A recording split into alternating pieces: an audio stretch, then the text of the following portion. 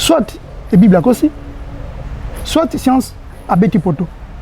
Soit ba mille au science à Tangi et Zanding Mokote na ba mille au wana susu na ebite soki na ndenge yozo moni nango. Oui. Donc si on a au lobby penza malamu papa Peggy parce que tu dois comprendre que en fait ndenge biso to tangi la Bible to sala ka interprétation fausse.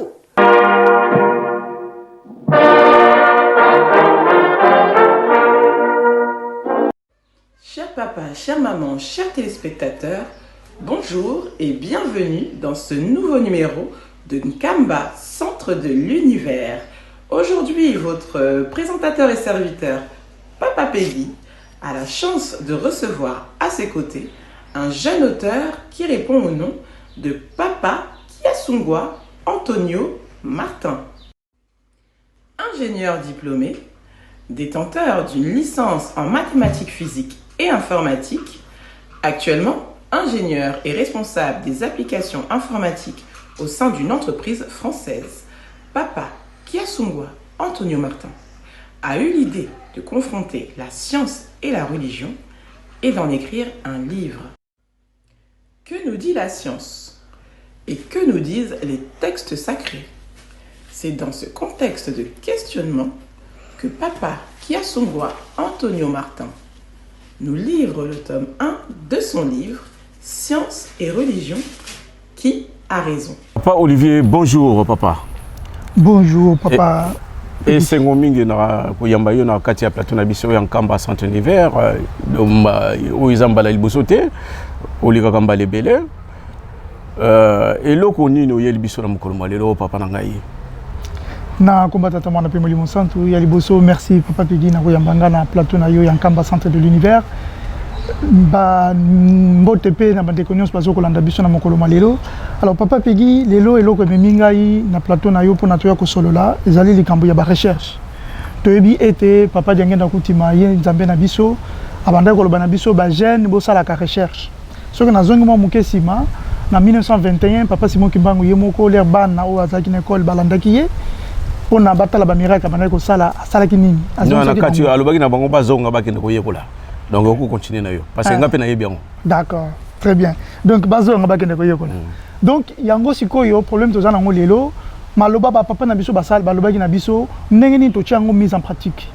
Pratique ni tozo ko sala na maloba oyo ba tata na biso ba pesa ki biso ba jeune na lelo ba ndekopé ba leka ki déjà liboso ba yaya na biso ba tata na biso ba mekaki kokoma esika bango ba komaki lelo pe na monde ndenge zo ko évoluer ngai papa Olivier parmi ba chercheurs église kimangiste to komi pe moi livre pona ko talisa bato d'un point de vue scientifique maloba papa Simon Kimbangu alobaki pe makambo obiso to yebi peut-être na kati ya lingomba mais to pesa ngo connotation un peu scientifique. Merci tu koyoka papa Olivier ndenge a yelibiso ala kisi eloko nini yelibiso papa Olivier tunga to yeba mbala moko livre ngo za ndenge nini okola kisa biso yango et puis o énoncer biso titre na yango. Il est où le mien?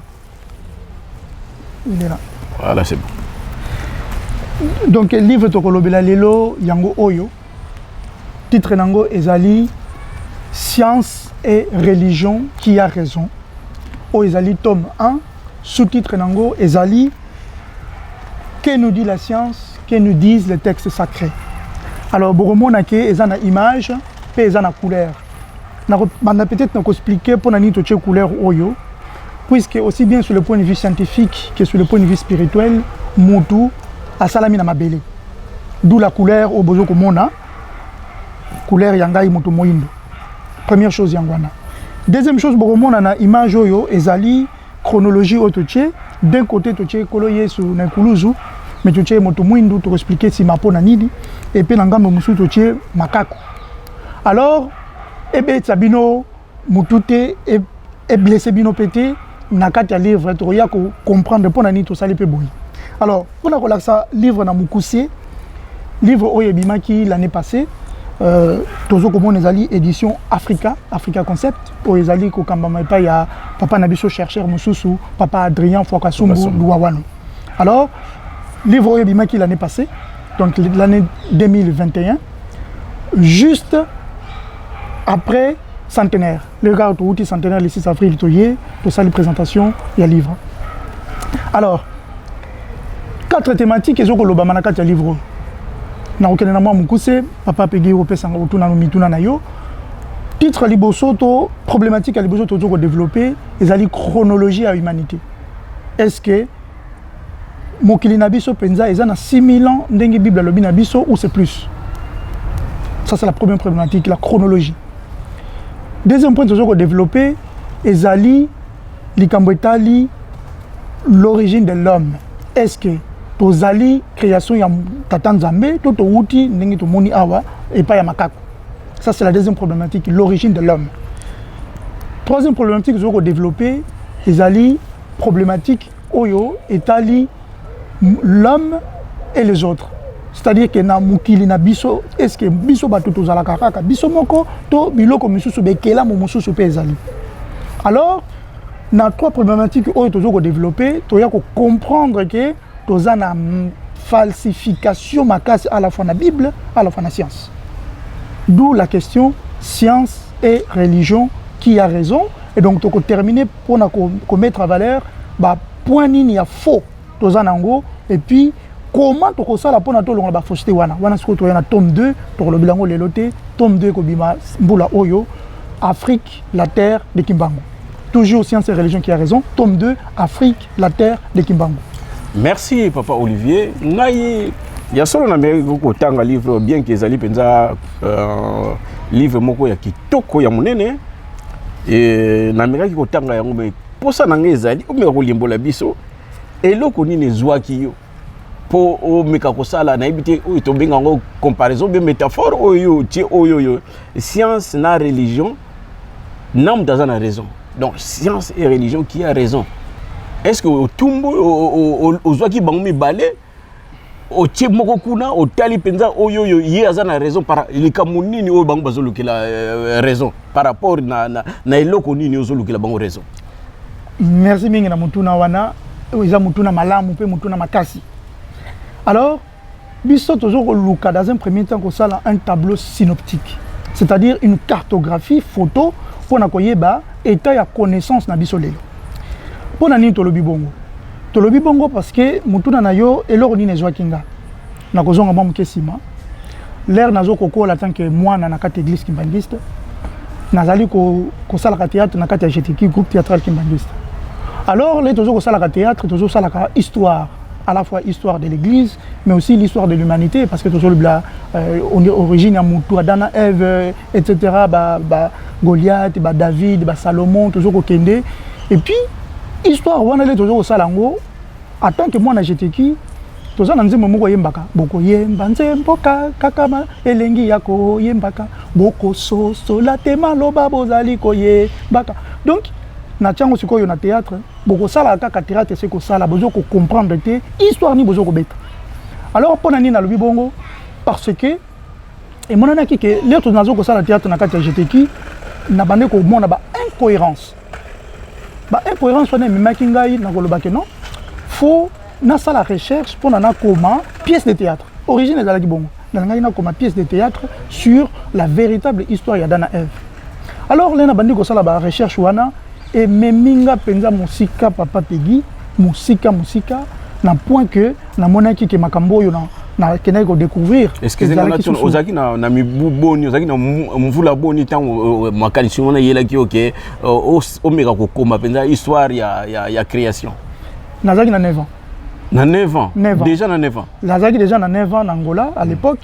Les toujours ko sala ka théâtre puisque na bande ko jouer mingi rôle papa qui solokele ou papa Diangenda. Et donc en Angola badumi banobe nga Charles to Diangenda. Et puis na bomwana le nazo kokola makanisi yelinga na sali moi analyse wana ya bomwana et na bandi ko sala ba recherche en tant que mwana muke makanisi pesa zaki na no makasi mingité maturité yaki après kokola donc il a passé plus de 20 ans na ko sala ba recherche makambo. Alors lelo yango na monaki ke na komango na livre parce que beaucoup et ko permettre maloba etikala et puis bato baroya lobi kuna ba mekape ko banda esika biso to sukeli mayele bango ba baksa mususu.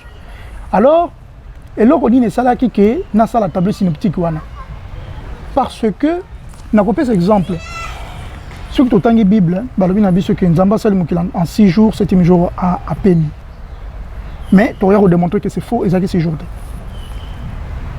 Tu vas démontrer que Nzamba Salam qui n'a 6 jours.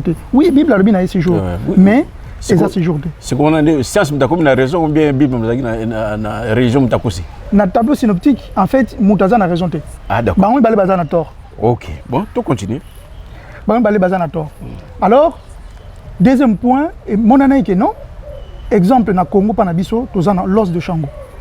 L'os de Shango est origine ya mathématique na mokili mobimba et bandi na Congo panabiso. Os de Shango est lelo na Belgique na Terviran.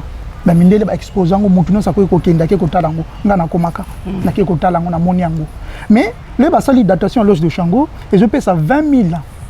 Or mon kinabiso na 6 000 et je simbate. Soit la Bible aussi, soit science à Betty Poto.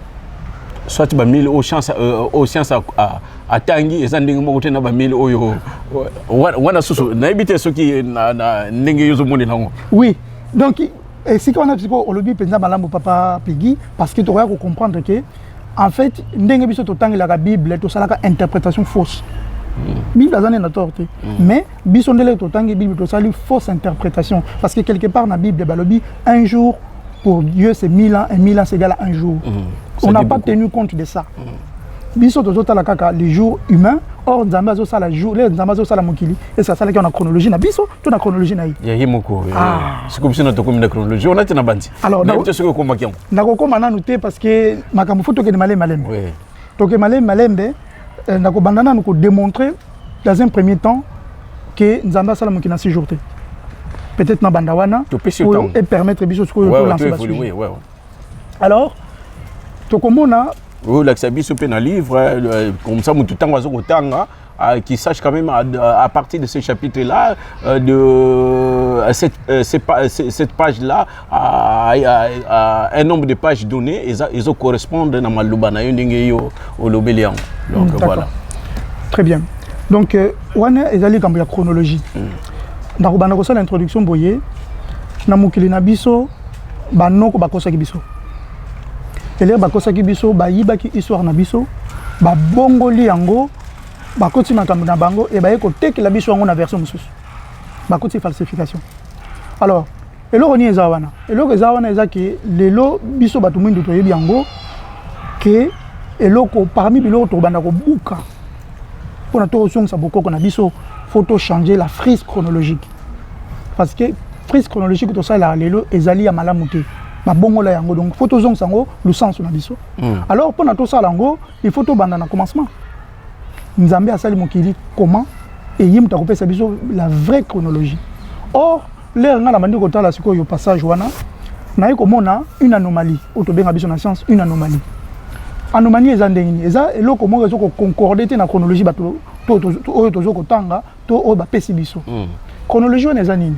Si vous avez la Bible dans Genèse chapitre 1, donc vous allez dans le premier chapitre du livre, donc le temps est relatif. Vous avez au commencement, donc il y a Bandelia Mokili, il y a Bengi Bereshit, donc on a la langue, il y a hébreu. Il y a le Bereshit, donc le commencement. Dans les Bandelia, on a Nzamba à Sali Mokili, au commencement c'était la parole et tout ça. Mais là, on a 4e jour. Au 4e jour, Dieu a créé les luminaires, donc le soleil et la lune. Et c'est ces luminaires qui vont permettre de compter les temps, les années et les mois. Et donc, on n'a pas tenu compte dans l'incohérence. On a dit une incohérence. Puisque ce qui est le premier jour est l'équipe.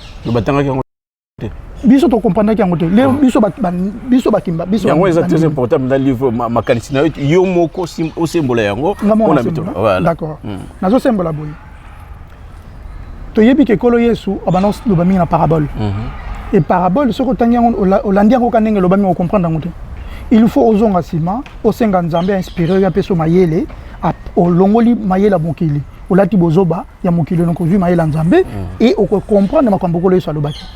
Or, biso lève tout le Bible, dans Genèse chapitre 1, balobi na biso nzamba sali mokili en 6 jours, 7e jour à Pémi, to le tango de manière littéraire. To senga ki nzambe te apesa biso mayele na ye pona to comprendre makambo comme miwana. Alors, ce qui to senga ka bongo, to nga ko comprendre que Premier jour, le Nzamba Lobi, premier jour, Eleki. Deuxième jour, Eleki. Troisième jour, Eleki. Et quatrième jour, Nzamba Yogosala, soleil et la lune. Or, à Bakissi, moi, na sanza, yang te permettre biso batutu bana kotanga que oyo mukoli à 24 heures. Tongo etani, butu ekoki. Alors, ce qui chronologie wana to horloge wana et yeli na quatrième jour. Mutuna photo mituna, ndenge ni première, deuxième et troisième jour elekaki.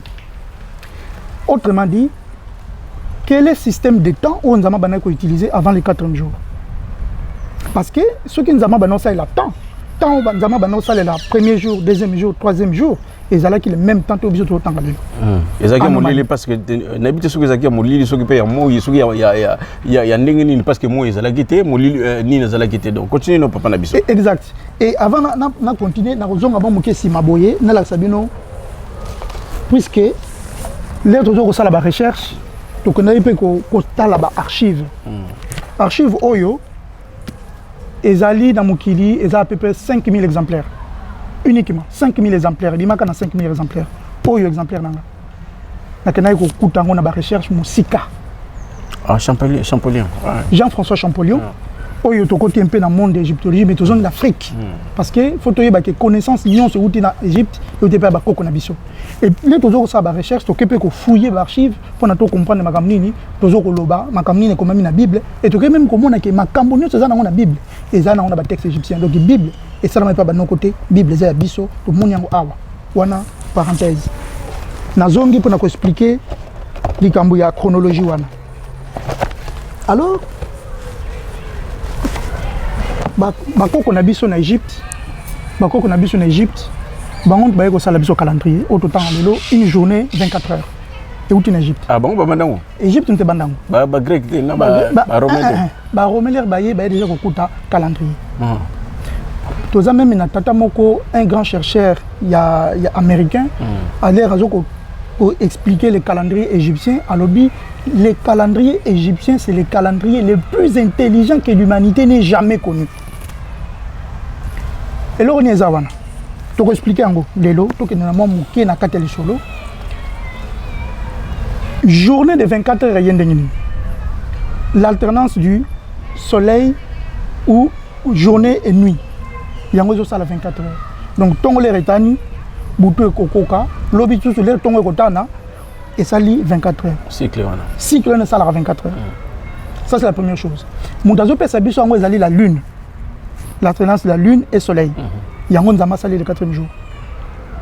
Donc sans cette alternance na to yebate journée dure combien de temps to yebite. Et ça impossible à déterminer. Ça c'est la première chose. Mboula et utu wapi année une année de 365 ou 66 jours. Mboula et uti na rotation donc soleil yango yo soleil oyo ezali mokili na biso. La terre tourne autour du soleil en une année. Donc dans le pays sabine lo moi makasi zawana ce qui est dans le texte égyptien bango balobi bien mokili na biso où la terre tourne autour du soleil en 365 un quart. Na pesi un quart wana parce que boza bakimbangi se bozo comprendre lo nyeza wana. Papa Djangen na lobi na biso boy. Bana nanga na mindela pesa ibango 3 quarts un quart. Mais biso ba pesa biso 3 quarts. Or ba koko na biso na Égypte ba ko mona ke mukele na biso zo tourner en 365 un quart. Donc 3 quarts wana ba bombeli biso. Donc tu peux montrer bino awa et sika nini to tanga une année égale à 365 jours. Ça c'est début. Alors ce qui chronologie wana et bandi na 4e jour. Mutuna to retourna. Les Nzamba lobby fin du 1er jour, début du 2e jour, fin du 2e jour, fin du 3e jour. Abanda tanga na métrique nini. Journée wana Nzamba les Nzamba lobby tongo etani mbutu ekoki. Combien de temps s'est passé? Mutu moka mokela opesa sa réponse wana za. Il n'était mesuré yebana kite. Mesure ya Nzamba wana yebana kite. Siko biso to sali amalgame. Amalgame to sali. Premier jour, 2e jour, 3e jour to compta kaka 24 heures. To sangision. Et ça biso buru yeke. Yango siko zo bima lelo ndeti science a na raison et religion zo kokosa. Parce que science a moni à l'habitude non. L'os du Shango 20 000 ans. Ils ont la création 6 000 ans. Ils ont aussi battu. Parce qu'on n'a pas tenu compte des incohérences de la Bible. On n'a pas tenu compte que les premiers jours, les deuxièmes jours, les troisièmes jours n'ont pas duré 24 heures. D'accord. On a dit au côté de la religion.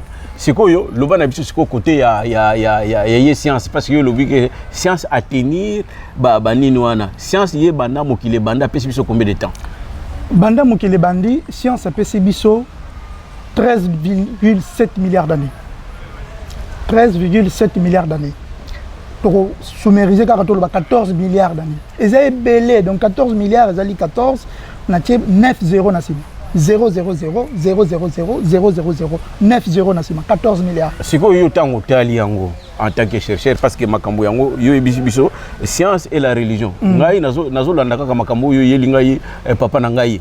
C'est quoi yo tango tali siko yo 14 on suppose. Oui. 14 milliards d'années wana siko ezoko concorder rapport nango nini na buzoba o religion sali. Tout à fait. En fait, l'air siko yo total ningi science albina biso 14 milliards. Quand on religion a 6 milliards, tu comprends que 6 000 ans, 6 000 ans, tu comprends que erreur est alliée dans la religion. Tu peux ça dans le sens raison mais tu oublies déjà religion à une erreur. C'est pas ça tanga gimabe. Déjà que tanga gimabe selon yo déjà selon Bible na place oyo au bandé biso ko tangela. Et tout à fait. Voilà d'accord. Tu comprends que asali mabe. Sikoyo likamine za wana. Ndenge to sali tableau synoptique. To lobi ya lobi bo. Il y a le Bible, tout le monde différence. Il faut Moutouna qui a raison. D'accord. Alors, comment on fait pour résoudre une incohérence? La science, ce qui te moni contradiction entre Makambo Tozo Loba et Makambo Tozo Mona. Par méthode des armes bal. Méthode des bosses à Torolobani. Torolobake, et ça est là qu'on a moqué, on a notre monité, ce qui te moni yango, et qu'on permet de comprendre Makambo Tozo Mona différent. Il y a une première approche. Deuxième approche, c'est Zalaka. Ce que Makambo Tozo lobby na biso na Makambo Tozo tale kokanité. Il faut tout changer Makambo lobby na biso et concorder na Makambo Tozo mona. Tobal sango. Tobal sango. Faut tobal sango parce que lobby on ne croit que c'est ce qu'on voit. Ouais.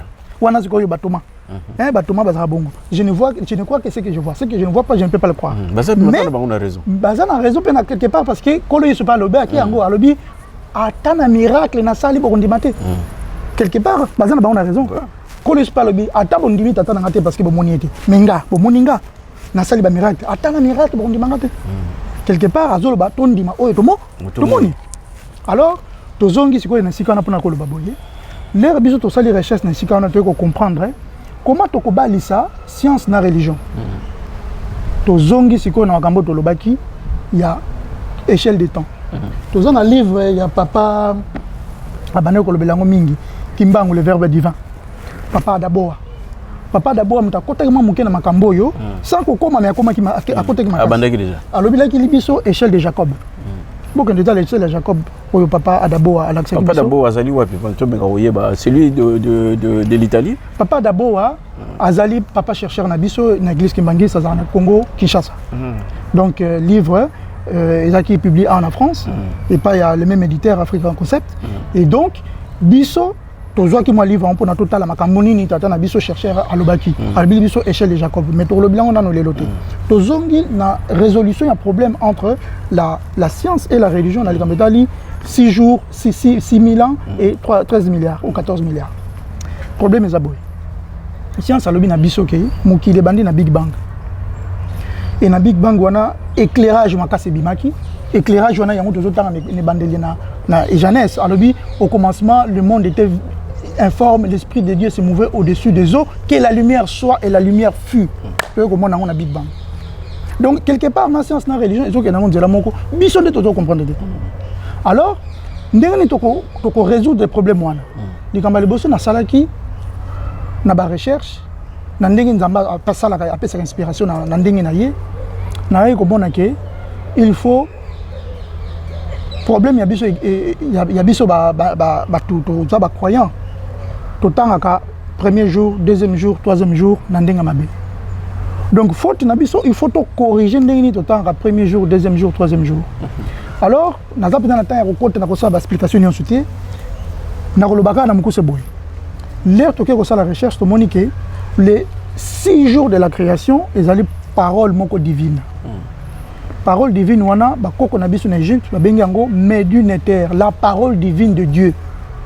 Donc les lobanza mais ali sacré. Alors ba mingi na métaphore. Donc les jours de la création ils allaient ba journée 24 heures mais ali ba période de temps. Et dans kozonga ba muke na sima toza na bande ko na biso ba musicien dans les années 90 de mémoire bazo sona papa qui sur lequel a lobi na bango l'air to bande ko sala mukili na biso oyo zwaki biso 17 milliards d'années papa qui sur lequel to bimisa archive o tozo lo ba eloko te so to ko prouver ngote parce que livre to komi science et religion tozo ko sala na rigueur scientifique likambo to ko défendre te na ko lo bangote Yozana ba image yango mona yango bien nazana document ou bien document ezali nazana document ya bato basaki transcription na lobarana ezali to couper sabino to bechibo à lui 17 milliards papa qui sur lequel le Charles donc il y a abaxi sur science il y a abaxi sur la bi ce qui to landi papa qui sur lequel par rapport à science ninga pesi biso écart à 4 milliards ezana katwa parce que science a pesi biso à peu près 13 milliards 14 milliards par rapport à 17 milliards. Il manque encore 4 milliards. 4 milliards aux ans. Or, tout le monde a que science a poussé à écoute par rapport à la religion. La religion a 6 000 ans. Donc, maintenant, on peut sa raison pour papa qui sur lequel parce que ensemble. Sur papa qui sur lequel il a 17 milliards, on a 17 milliards. Et mes sciences, on a 13 milliards. Mais, tu as erreur. Il y a erreur, il y a calcul. Tout le monde dit que ça va, mais par rapport à la religion, on a 6 milliards. C'est faux. Donc, pour résoudre le problème, il y a un autre lobby. On va évoquer quelque chose qu'on n'a jamais vu, dont l'observation permet de rétablir les désaccords. Ou alors, on va évoquer, on va changer la loi pour que la loi tienne compte des observations. Donc aujourd'hui, il y a un tout dans partout, on va changer la loi, donc changer la Bible. Peut-être vous allez la choquer, papa d'engen dans le baki, banananga, mais que le Coréa, pour corriger la Bible. Boye bien go boza bakimanga c'est papa denga na mtolba kanga mikole ko ya bana nanga boko corriger bible tango yango ekoki to bandi ko corriger bible leur bible alobi 6000 ans to 6 jours ezalaka 6 jours te ezalaka 6 périodes de temps. La question du coup c'est de savoir chaque période de temps a duré combien de temps. Est-ce que ça ma période qui équivalente ou bien qui na ba décalage net lelo mbala mususu ndenge olobi était ngana zotanga 24 heures mbala mususu ezali 25 heures wana susu donc ibino botali yango eza na décalage to ko pesa exemple bande ko toza en Europe pour comprendre facilement na mukina biso apoto 2 fois dans l'année to sala ka changement de temps ce que to comme na hiver to longoli une heure. Na butuya samedi vers le dimanche, na 3h du matin, to zongi des heures. To longoli une heure. Qu'est-ce qui se passe cette journée wana? Journée wana, c'est la journée la plus longue de l'année. Parce qu'il ne dure pas 24 heures, mais 25 heures. Et vice versa, en été, on fait l'inverse. Là, tu as commis 2h du matin, tu quittes maman 3 heures. C'est-à-dire que journée ça ne va pas durer 24 heures, mais 23 heures. Comme la journée la plus courte. La journée la plus courte. La science va bien kango changement de variables. Donc Nzambe na 4e jour, à ça là qui changement de variables, a changé opération. À long temps où il y a banda ça la mokili, à temps où il y a biso bat.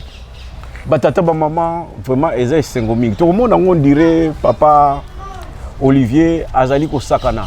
Mais le koni nezuye non Nzambe tanga sala ka makambo bato ba kota ka oya pesa ka mayele na ye to mona bango neti bazuba mais le koni ezuye mais surtout ali ko landa bande ko nanga bo mona makambo zo ko loba ezali cohérent parce que tu ali ko vivre ngo biso peut-être en Afrique té mais ce que tozana a été awawa poto comme na hiver ba changement ezalaka donc c'est possible na théorie oyo ya ko découvert na ba recherche na ye oyo asali et mai wazali koloba ezala normal yangwana ye abandi Nzambe peut-être lobia ko peso mayele ou bakisa parce que to lobité oya ye ezali net mais na tango to ali to kotina et période ko luka esengedi surtout l'inspiration que papa lui a donnée lui permet aujourd'hui de revaloriser surtout notre peuple ou notre communauté en tant que kimbanguiste ou encore noir ou africain. Voilà, c'est ça, c'est tout ça.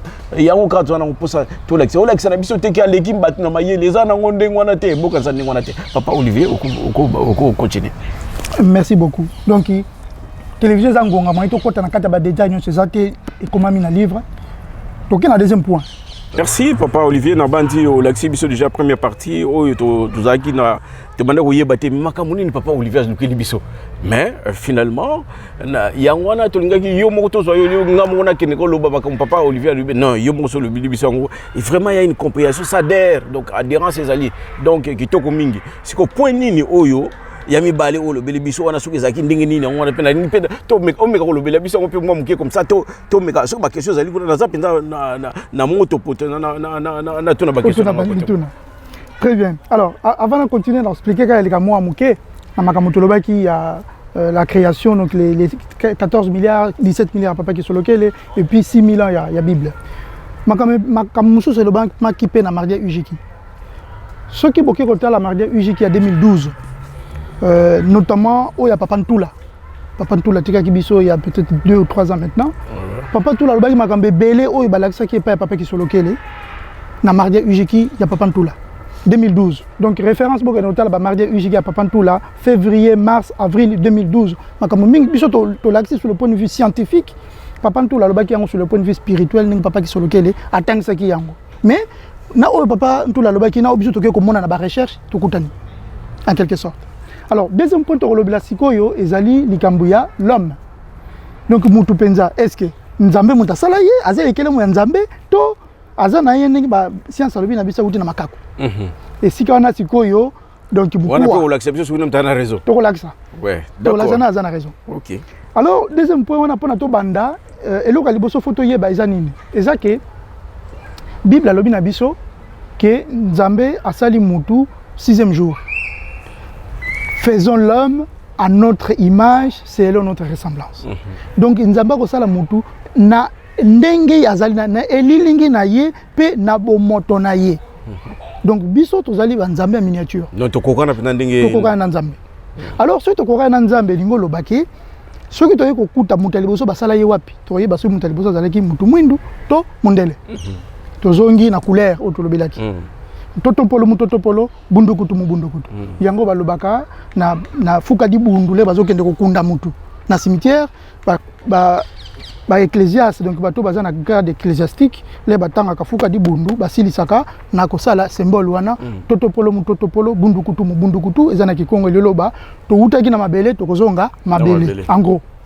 Alors ceux qui muta salamaki na 6e jour le lengi ya Nzambe, c'est-à-dire mutu aza lokola Nzambe et ceux qui muta libosa zaki mutu mwindo ngolo banzambe pas za mutu mwindo. Donc intérêt à deuxième partie on a yango. To lo baraka non papa diangé dans Nzambe. Mais les ande biso bakimbangi ce photo prouver na mukili que Nzambe pas seulement eza papa diangenda mais en plus en général Nzambe zalaka mutu mwindo. L'intérêt ya point wana deuxième chapitre yangwana. Alors ceux qui toketa siko na science na bina biso tete ezalaki bongote. Darwin, c'était un biologue à biologie en Angleterre, 17e, 18e siècle. Il y a l'objet que non, tout ça qui évolution. Tout ça qui na poisson, tout na maille, tout bibi poisson, calcaire, tout évolué, tout comme macaque, tout comme mutu lelo. Alors, na banana ne sikana point de vue scientifique. Puisque Nzembo na biso yembi Kimbangiste, vous dirigerez ce monde dans tous les domaines. Faites-moi confiance. Papa na biso la sala confiance. Mais na confiance biso to sala ye biso bana na ye to kotambusa mokilio na ba domaine nyonso. Ba domaine wana ezanini na zongi na Mbanza Nsanda le 10 septembre 1921.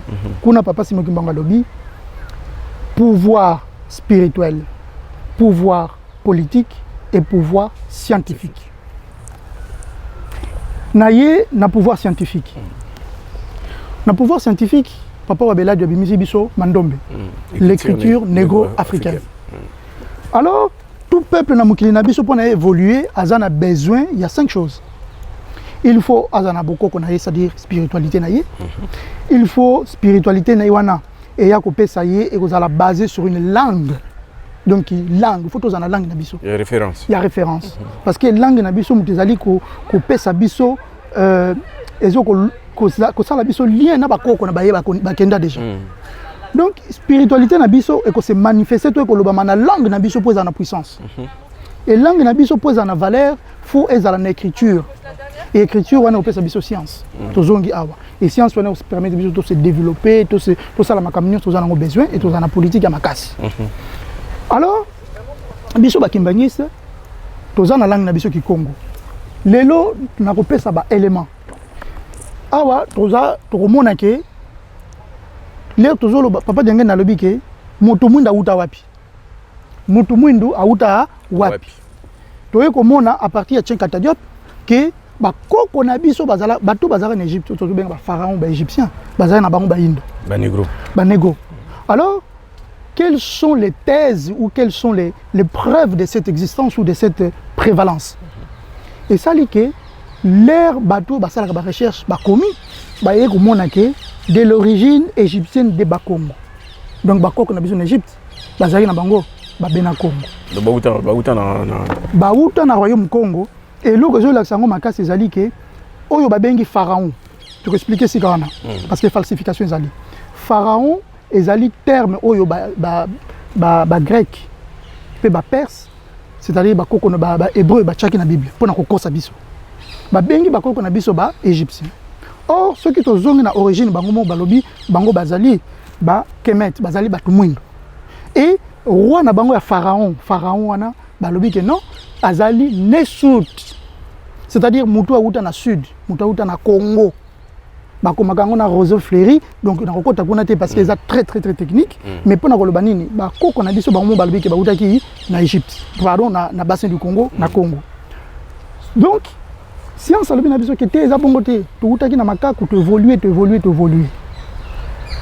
Ya on appelle ça Kinzembo, on dirigera ce monde dans tous les domaines. Na ye a bona ko sa science.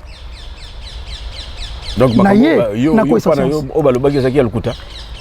Darwin a lobby évolution et preuve pour l'exemple. Et na na preuve. Alors tokoslo baboy. Pourquoi il s'en penza biso ngayo ko isa. Les deux na ko isango. Ouais. Na ko isa penza dessin automona ka. Mais na ko expliquer boy, na ko isango na foité. Parce que Bible livre oyo ezali foité. Toujours le foité, c'est-à-dire il y a on le baki oyo tokoki ko prouver to le bangote. Donc auto le bar dimanche na église, il y a monté toujours le bar. Il y a dimanche dans l'église, ça s'appelle dimanche dans l'église. Mais oh, ils appellent que non, ceux qui font des batamayele, bataboana, ton quoi ça bang. Tout ce que mon a, des pratiques, ce qui est pragmatique. Exactement. Ouais. Alors, première chose en science, ceux qui ont lingui, ont le bac quelque chose est vrai, est bon. Faut aussi la démonstration dans les cas généraux. Donc il faut que ce soit vrai tout le temps. Et le est vrai, c'est tout le temps vrai. Mais et le est faux. Faut au salakaka, aux exemple, moi je contredire. Autrement dit, ce qui on démontrer dans la science que l'homme est faux, il faut trouver un cas particulier dans lequel la théorie ne s'applique plus. Ce qu'on dit comme exemple, on est au quoi cette théorie mon bimba. Parce que ce qui est vrai, ça devait être vrai même dans ces cas particuliers. Donc il fallait continuer. Il fallait zalaka libela. Ya libela. C'est quoi le coup de la banque zandengeni papa. Merci beaucoup na mutuna nayo. Alors totangi na l'axe peut-être chronologie wana parce que et ça la malamu sur l'axe chronologie wana. Sans chronologie peut-être que tozonga malembe na chronologie wana ya lopesanga temps na zonga na numike na chronologie. Parce qu'il y a des gens qui permettent biso tout ça la démonstration makasi koleka na ba partie nyonso ezo ko intéresser biso. Voilà. OK. To banana ko la ça oyo. Et là ka liboso to la ça page 110 bato bazana livre. Page 110. Page 110. Ah balaxi biso ndenge mutu autaki na makaku a évolué tie ko koma l'homo sapiens sapiens, c'est-à-dire mutu oyo azana boanya. Et puis oya kanisaka. naye awa na page 144 naye ko tia chronologie bango mo ba pesi biso bango oyo makamno nazo bango mutu balobi na biso banoko na science oya bango balasi biso que non il y a 3 millions d'années tozalaki ba australopithèque na sala mo parenthèse esika wana pona nini nazo ba australopithèque toyebi ke na tango kala babanda ko biso batu mwindu toza na biso une sous-espèce. Mais l'heure en 1974, après le colloque du Caire, en Égypte, Moutoumoko, grand scientifique français, il y a à peu près 2 semaines, comme on a Yves Coppens. Yves Coppens, il y a une découverte, il y a Lucie. Lucie au Boyoka, na Kenya. Il y a une l'homme le plus ancien est origine d'Afrique. Babengi Lucie. Et si on a ce débat scientifique et Katani, et bah comprendre ce que non, Moutou a Outakaka et Sikamoko en Afrique. Il y a un qui Afrique berceau de l'humanité. Depuis 1974, avant Babande on dit Mangote, qui est la berceau de l'humanité. Bien que Pitécantrophe, Banani, Australopithèque, Bazobango, mais Banimikakate. Balabi que non, Moutoupé a Botamana en Europe, Moutoumoussoupa Botama en Asie, Moutoumoussoupa Botama en Amérique, Moutoumoussoupa en Océanie. Bazoluka preuve. Mais à partir de Yves Coppens et Tchekanta Diop, en 1974, Oyo, tu peux comprendre que non, Moutou a outi na Afrique, il faut comprendre science à l'obinabiso, Afrique, berceau de l'humanité. Alors, tu continues sur la partie Awana. Afrique, berceau de l'humanité. Bango balobi bongo. 2 millions d'années. 8 millions d'années, ils ont évolué, tu as comme l'élo, tu as comme Homo sapiens sapiens. Donc, ils ont fait ça, ils ont fait stade d'union sur Obiso Batotoleki Laka. Tu as Makaku, tu as Otobengaka, l'Homo habilis, tu as comme Homo Heidelbergensis, tu as comme Homo sapiens archaïque, puis Homo sapiens sapiens. Mais le problème est que la perception frise chronologique. Or, frise chronologique va bien aussi statistique. La statistique, c'est une science. Ceux qui ont vu les statistiques, qui ont sali, en moyenne, dans le 6 avril, par exemple, 200 000 personnes. Ceux qui ont 10 ans, 50 ans, 20 ans, en moyenne, le 6 avril, 10 000 personnes. C'est une moyenne, et comme une vérité.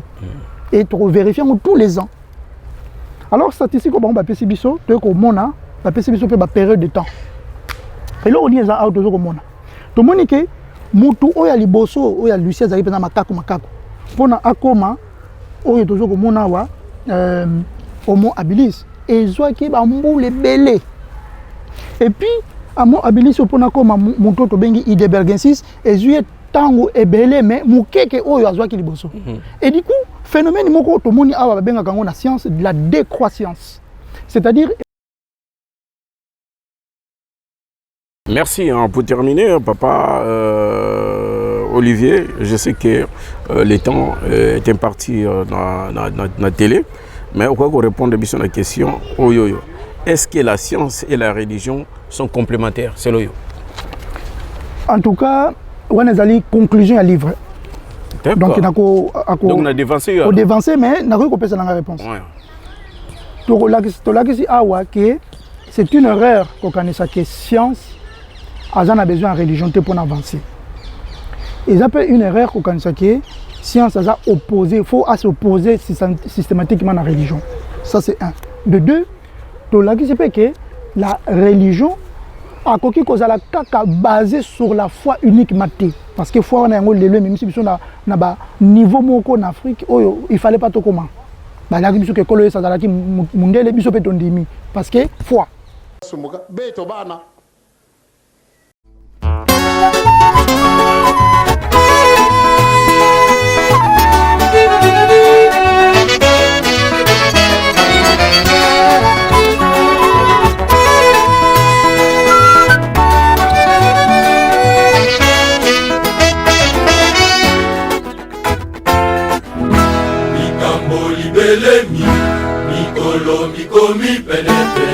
Banoki ba magicien bajali koyeba te, banoki ba magicien bajali koyeba te, okolo likambo yango ekoya abomi na bateki ya bato bajali koyeba te, abomi na bateki ya bato bajali koyeba te, okolo misala na bango esilanye mitema na bango ekomi bukuru oba molingia na bango elingi esila bakotikala pamba